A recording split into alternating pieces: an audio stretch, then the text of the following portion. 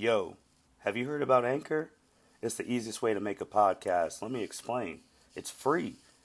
There's creation tools that allow you to record and edit your podcast right from your phone or computer. Anchor will distribute your podcast for you so it can be heard on Spotify, Apple Podcasts, and many more. You can make money from your podcast with no minimum listenership. It's everything you need to make a podcast in one place. Download the free Anchor app or go to anchor.fm to get started.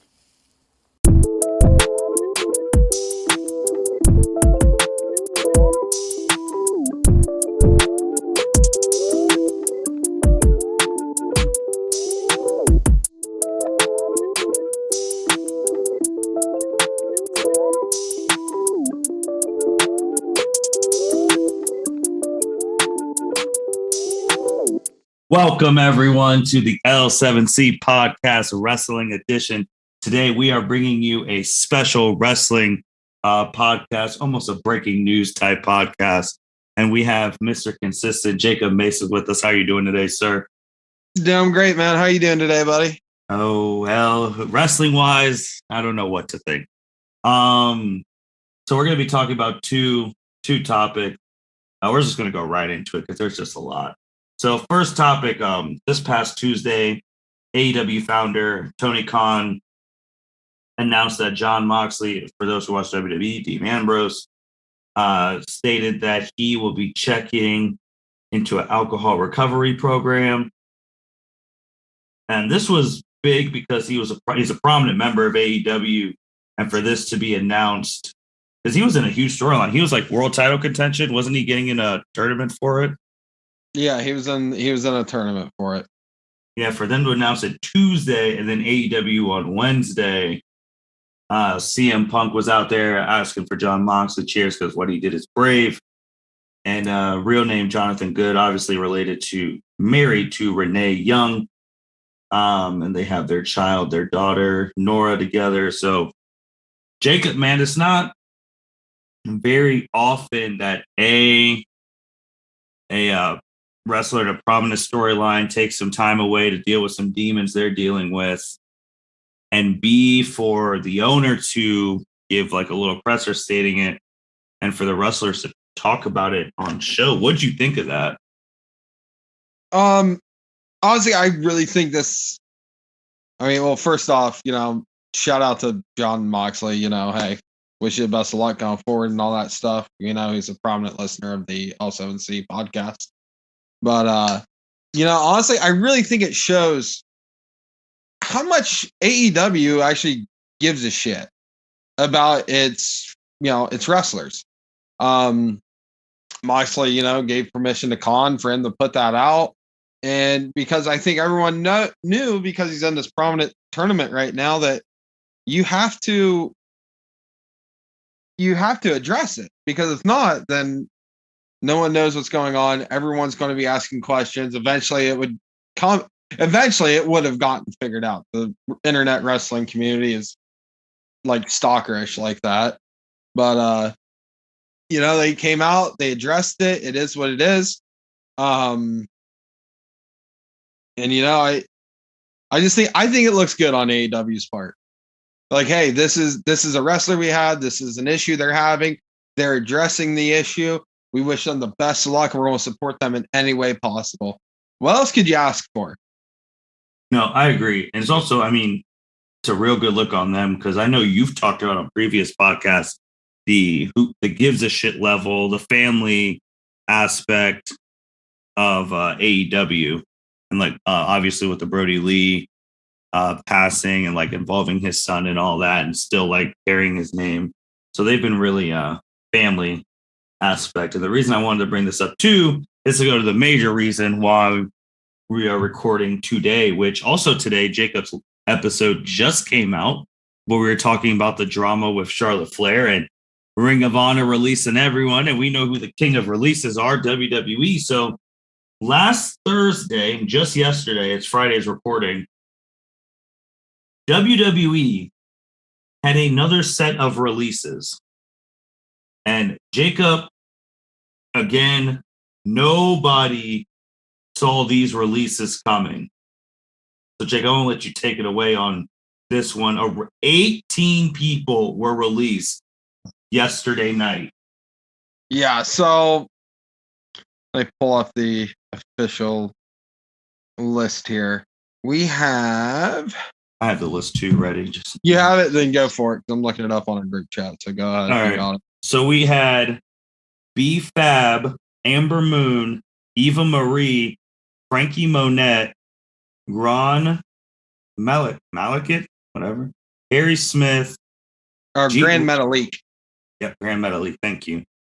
Jeet Rama, Jesse, Arian Cross, Keith Lee, Katrina Cortez, Dorado, Mia Yim, Nia Jax, Scarlett, Trey Baxter, Zadra, and Lorcan.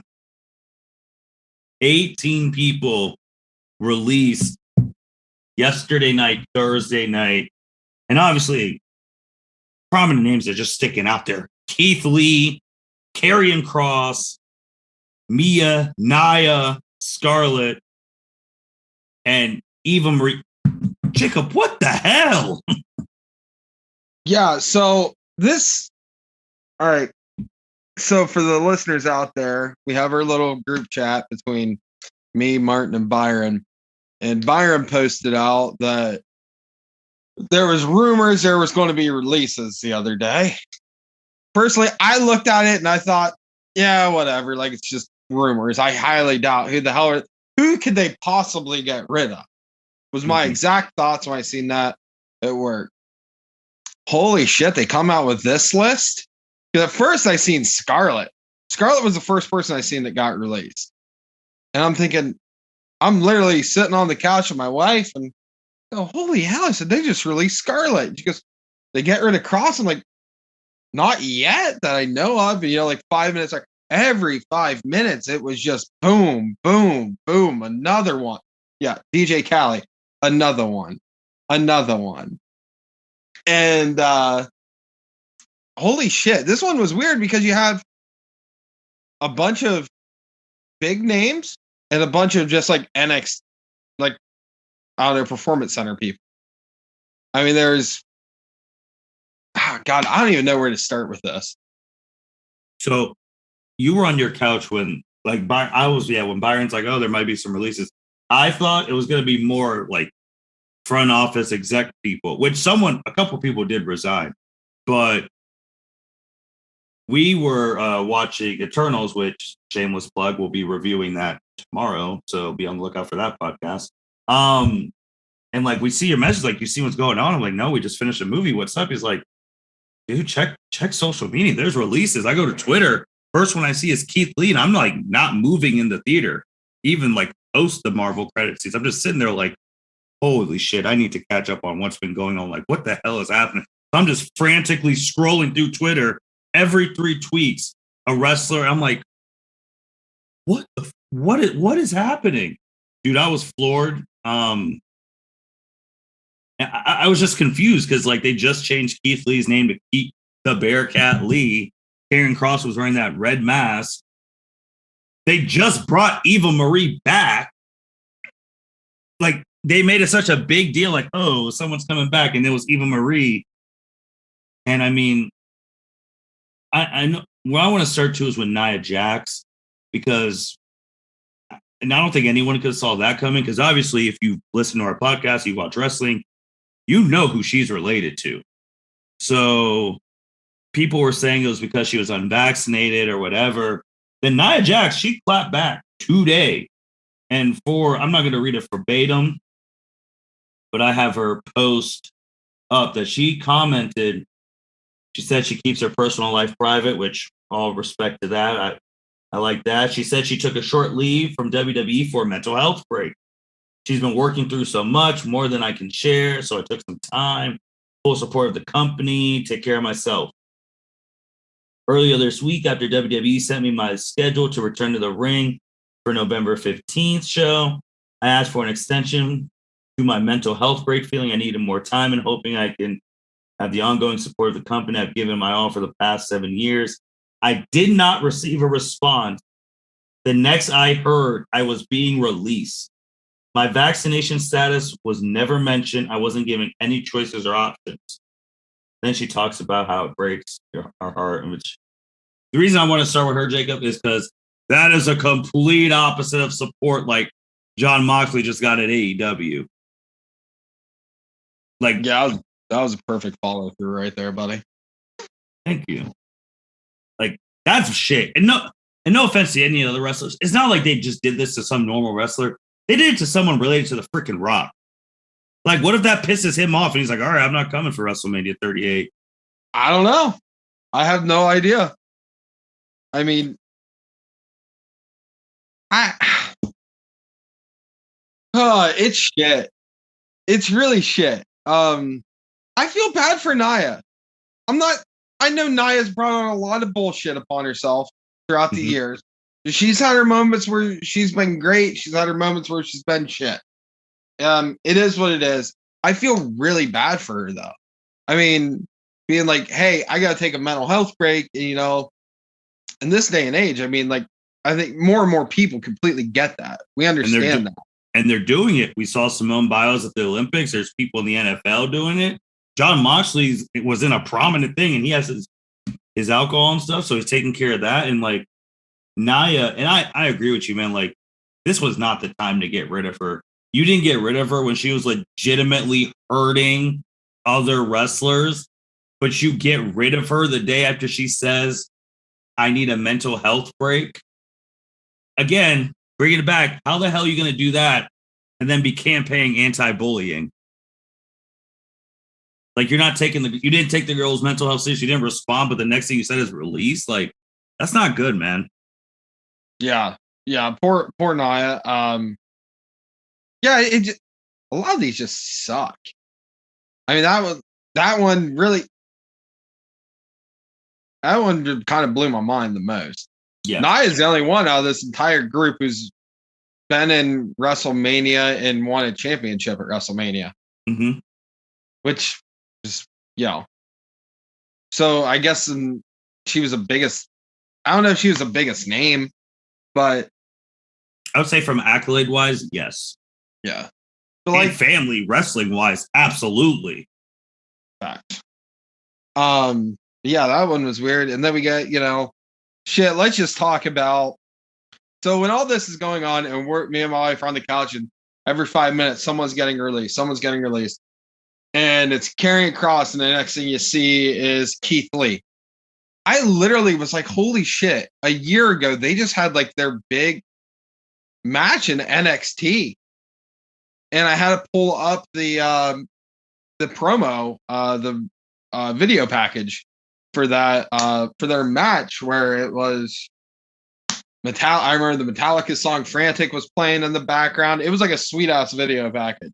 I literally pulled it up, watched it. I was like, this is awesome. I'm like, how the hell do you take these two guys that were main eventing an NXT pay-per-view for a championship, and 1 year later, they're both on the main roster. They have both been shit on completely, and then you release them.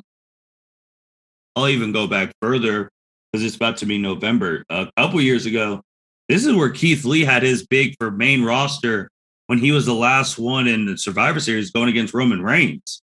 Oh, God. Yeah, that was a banger of a match, too. That was the only match SmackDown won, the 5-on-5, because, Roman. But it was him and Keith. Keith was repping NXT at the end and made it believable. And then, Roman, then they did the fist bump in the end. Then you had Keith Lee with, you want to talk about debuting too, the face-to-face with Brock Lesnar at the Rumble. And Karrion Kross, I mean, the dude had one of the best entrances with his wife. And it's bad. Because if you just think about the past couple NXT champions of the past couple of years, they're gone. Adam Cole's gone. Now Keith Lee's gone. Karrion Kross is gone. Those are your last 3 or so NXT champions. Samoa Joe was gone, then he came back. Yeah, and then that was a whole other thing. They had him in the reign at WrestleMania for the whole weekend, released him on Monday. That was wild. And of course they used the Johnny Ace, which anytime there's cuts, it will always be retweeted. The CM Punk John Cena SummerSlam segment where CM Punk talks about Johnny Ace, like, "Ooh, I'll be fine new endeavors, dude," and then send the email. And of course, every time these happen, they say budget cuts. This is factual that this is bullshit. And I can tell you right now, I'm on WWE's investor page, got the email, have the legit thing from Vince McMahon and the company. This was on November 4th, the day of the cuts, a couple hours before the cuts. WWE revenue was up 15% or 34.2 million. The revenue in the third quarter was 255 million. One of their records.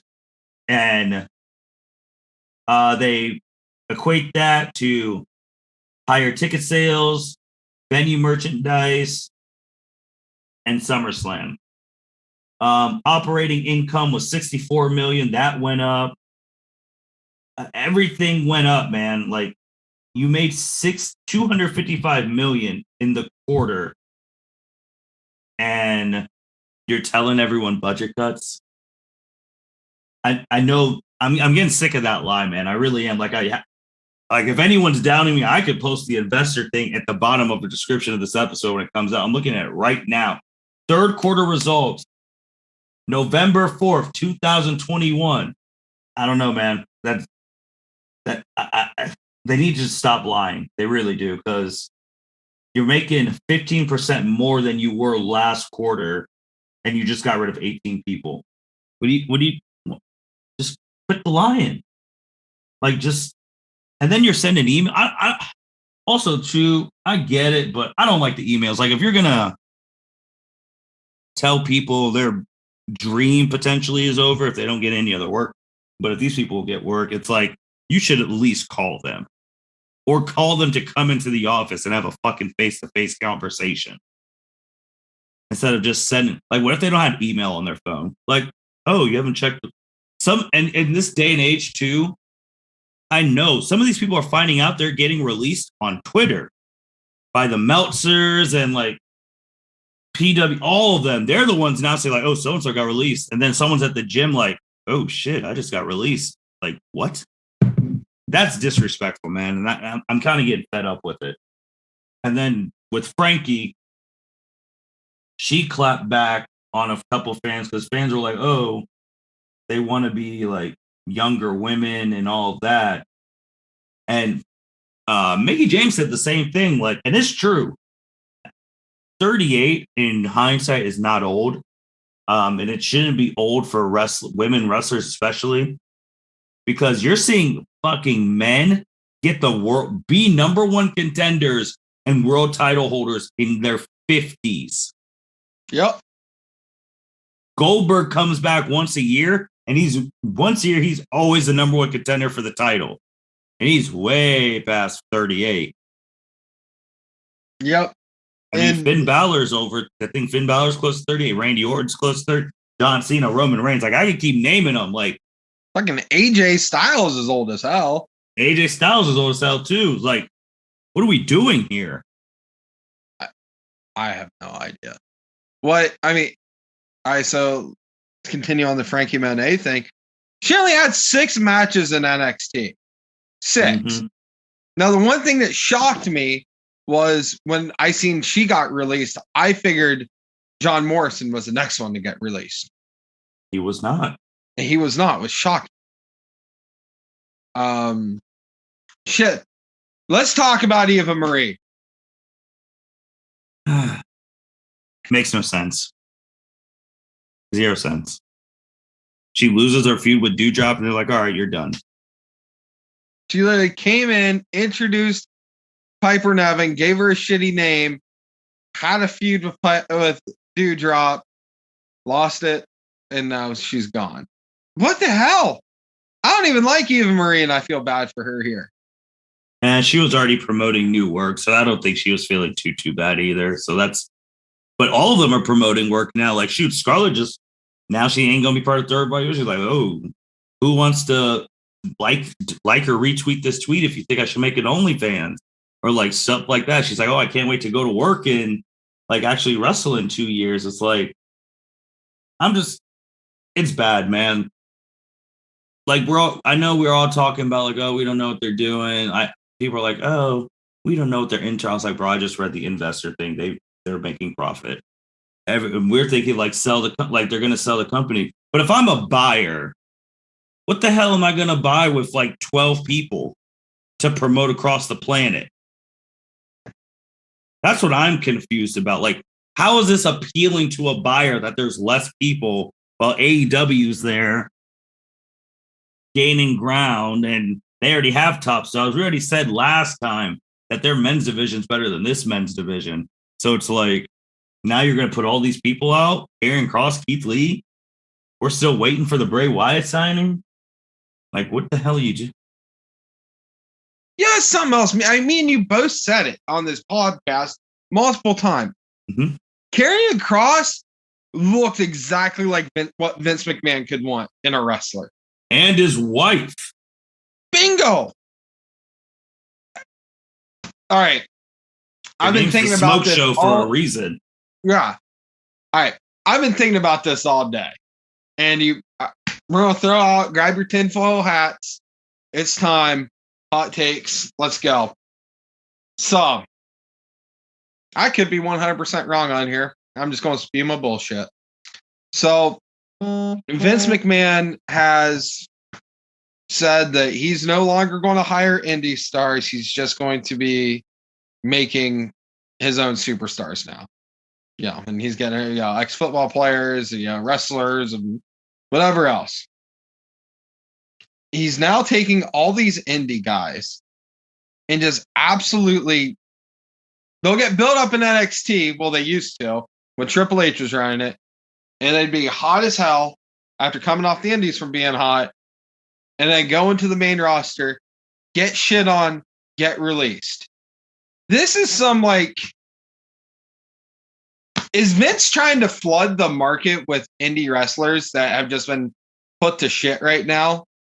Because every time I'm seeing these releases, I mean, you see the comments of AEW or nine times out of 10, can't go to Ring of Honor right now because they're on their whole roster's on the free market. Yeah, can't go to Ring of Honor. I mean, you have your options there. I mean, there's definitely options, but is Vince trying to flood the market right now with ex indie stars and hoping AEW just keeps picking them up and costing money?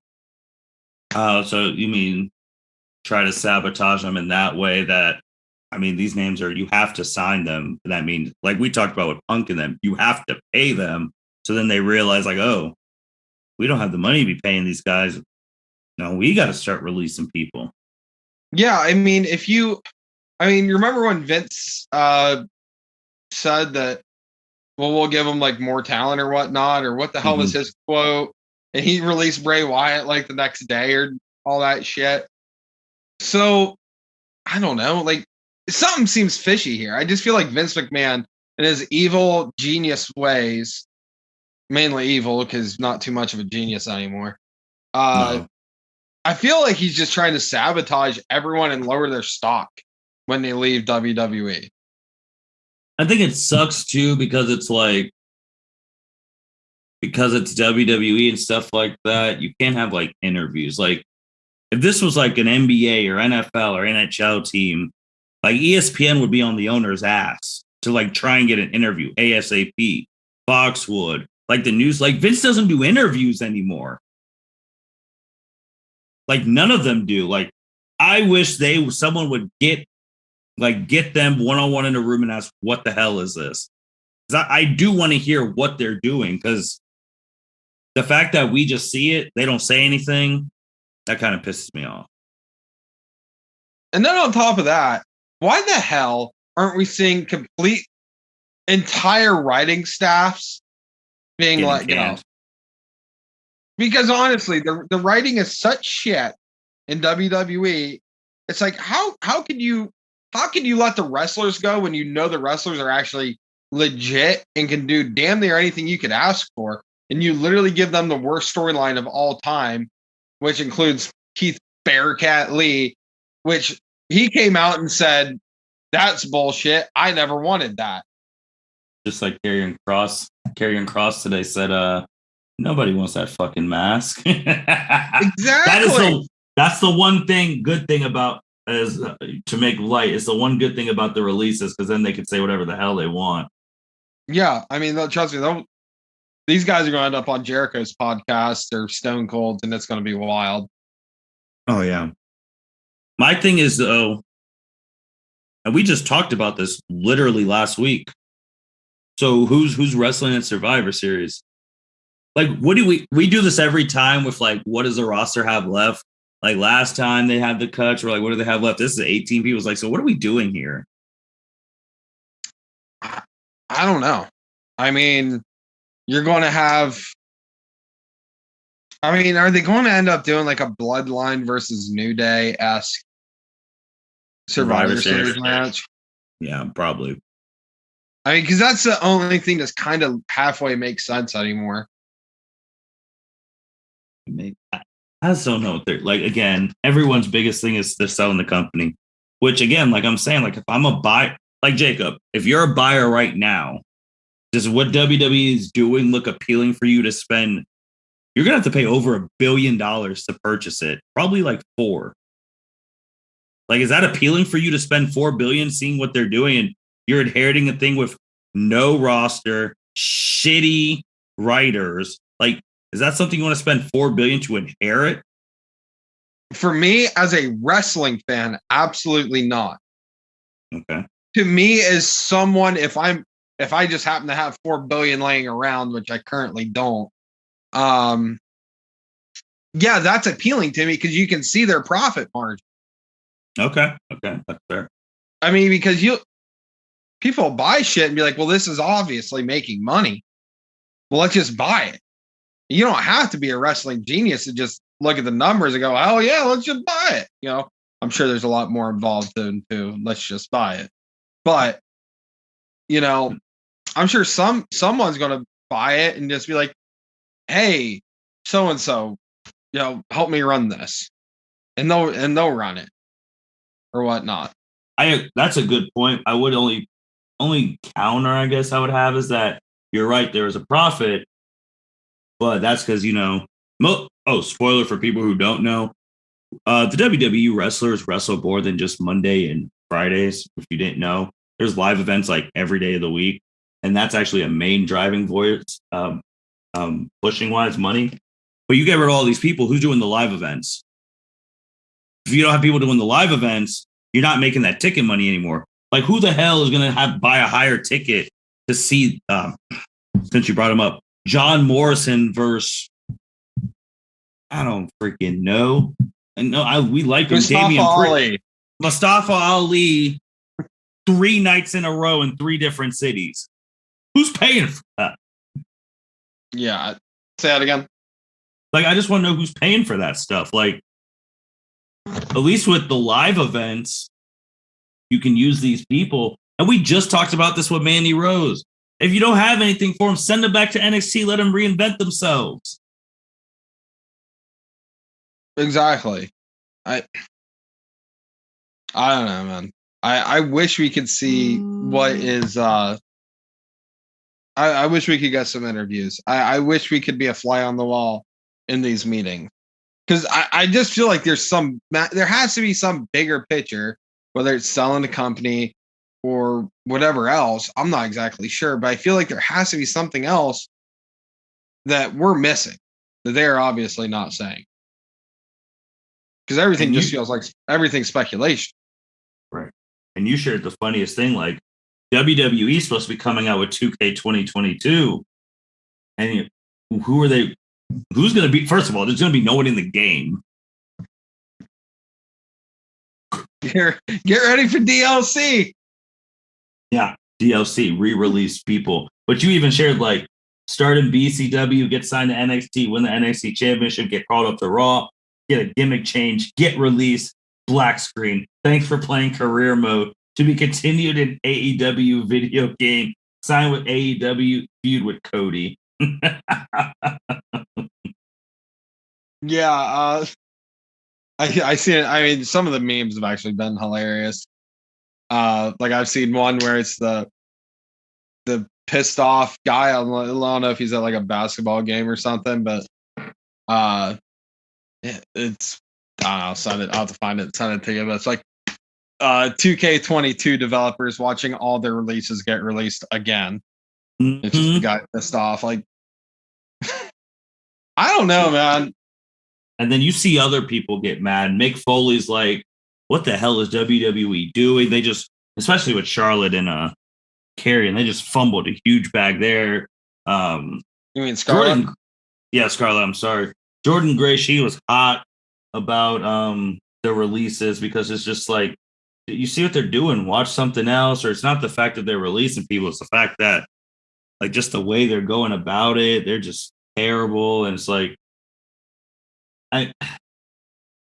he'll probably never listen, but hey, if anyone in WWE is listening to the L7C podcast, it's going to be an official one from the L7C podcast. Don't care who you are, as long as you're in there, you have a free invite. L7C podcast. Me and Jacob will hear your side of the story. None of y'all probably listen. Maybe someone does who lives in like France, but we want answers, and no one's asking for answers. Like, what the hell is Dave Meltzer doing? This is supposed to be his job. Yeah. And then you'll have the wrestlers who will go and do podcasts or radio shows or whatnot, but they're not allowed to speak completely freely because when they do, they all get fired. Mm-hmm. Yep. Like, just come on. I'd love, shoot, if it's under like, a certain amount of money, we'll pay you to come on because we just want to know. And our fans want to know. Like, we want to know what you guys are doing. You guys are selling. I just want to know who and like what. Because I get it. Like what Jacob said, I couldn't, as a wrestling fan, I couldn't buy WWE. Not right now. I mean, there's nothing appealing to me to spend $4 billion. Like, and then I'm gonna have to spend $4 billion, realize I have no wrestlers on my roster, and sign all these. Well, try and convince them to come back. Yeah. Now with the $4 billion, does that come with the Blood Money pay-per-views too? I'm pretty sure Vince and the Prince and Kings of Saudi Arabia all signed a contract in blood. So this is wild, man. And we weren't even going to be coming back to like Survivor Series. I think Jacob next podcast, screw Survivor Series. Like Byron has said, you can build a whole. We've said this last time with Mickey James's releases. That group, you can build a whole promotion. 2020 and 2021, you can build a whole company. Shoot, next podcast, let's build our own wrestling promotion out of these releases. I'm down. That's our Survivor that Series. list I sent you has everyone but Adam Cole and Daniel Bryan because they're the only ones who like haven't got released. They just left their contract. Yeah, they left on their own terms. Yeah, like let's do that because this is crazy. And let's see if that could compete with WWE right now. Yeah, I mean, also back to your like, would I buy WWE right now? Man, there's 12 other indies I'd rather buy than WWE right now as a wrestling fan. Yeah, I mean, I don't know, man. This is also shout out to the wrestling gods for not doing this 5 minutes after our last podcast. They gave us like 2 days to just kind of like chill out. Then they dropped these bombs on us. That is true. They didn't do it. It was 2 days, but it's always the same, man. We record and then something happens. Every time. Jacob, anything else, man? Like this is we talked about John and Renee, and we all know wish John and their family all the best as he's going through stuff. They're moving back to Ohio from Las Vegas to Ohio. Don't know where in Ohio, but they're moving to Ohio. They're going to be Mitch's neighbors. That would be crazy. Or Justin, because Justin lives down in like Cincinnati area too. But I think it's got to be Cincy area. Yeah, gotta be. Jacob, anything else, man? Oh man, I don't think so. That's the wrestling news as of this week. this week. We went from Charlotte drama, Ring of Honor. WWE said, all right, we haven't released anyone in a while. Let's just do some random budget cuts. And the timing, bro. How do you cut people after saying you made 15% more freaking profit? All right, I got something here. I was thinking about this too while I was at work.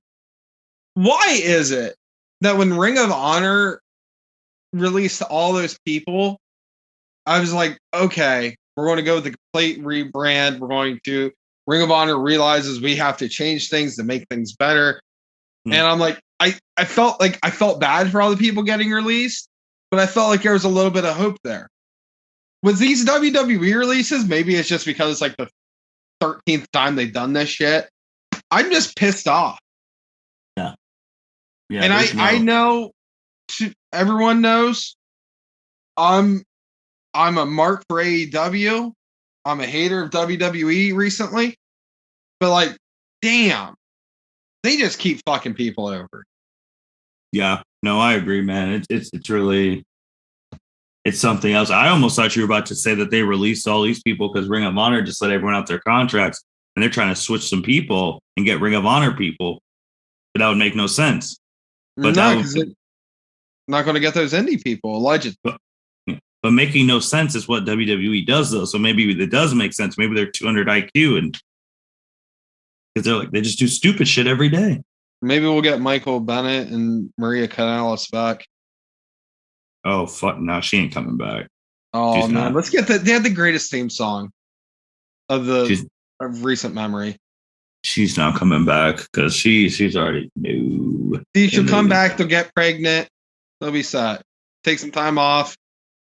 Come back for a couple months. Get pregnant again. My last thing though, before we close, was with Nia Jax. Like WWE with the cuts, you could say it's budget. You're lying, but it's all right. Hide behind your lie. Well, would you cut in Nia Jax and then like Nia Jax posting that she was having mental health stuff and then you guys not even responding? That makes you look real fucking shitty. Super shitty. And just like I said again, compared to your competitor who's letting Moxley in a main title picture go off, take care of himself for his family, that's bad. Like I could never see WWE doing that. You mean AEW? No, with WWE, I could never see them doing what AEW did. Oh, with like Moxley. You're in the main title picture, you're gonna do it. If you leave, fine, you're just gonna lose your spot and you're gonna be at the bottom and forgotten and then released in 2 weeks. Yeah. I don't know, it looks so shitty on WWE's part. I understand them not responding back to Nia Jax because I think it looks worse if they respond now. But like, it looks so shitty from just right. How old are you, Martin? You're what, 30, 29? 29.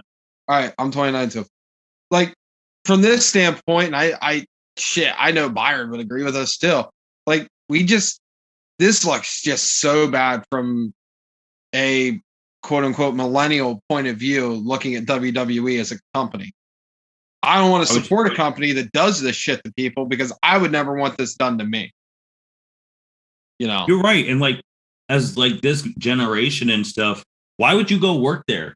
Like mental health's a bigger thing in this day and age. And if you're having mental health things, like why would you go work there if they're not even going to support someone who's related to one of their greatest stars ever when they're having mental health things that we don't even know? And sooner or later, it just, unless she keeps it super private, which is her privacy, and I respect that. But if she goes on like a Jericho thing and just fully goes out on what she was going through and we find out all this shit and WWE knew and couldn't even call Nia freaking Jax, that's bad. Yeah, these next 3 months, let's see. The end of January should be really interesting. I know, Royal Rumble. Can't wait for Goldberg to be numbers 15 through 30 because they only have like 15 men. No, dude, we got Mansoor. We're going to pull him out from the Saudi Arabia roster. He's not undefeated in America. He's undefeated over there. That's fine, but listen, we're going to pull him from the Saudi Arabia roster. We'll drop him in the American roster. He's going to fill up a couple slots. Shit, he'll probably win the Rumble. Oh God. All right. With that being said, thank you everyone for listening to the L7C podcast. Vince McMahon, WWE, give the L7C podcast a like, retweet. Let's talk. I don't care if you respond to our tweet or say stop talking. We just want to know what's going on because right now, I'm going to be honest with y'all, WWE, you're looking real shitty. Get it together. And with that being said, L7C signing out. Thank you for listening to this episode of the L7C podcast. Be sure to like, rate, review, and subscribe to the channel. Follow us on all social media platforms, and we'll be talking to you guys soon. Take care.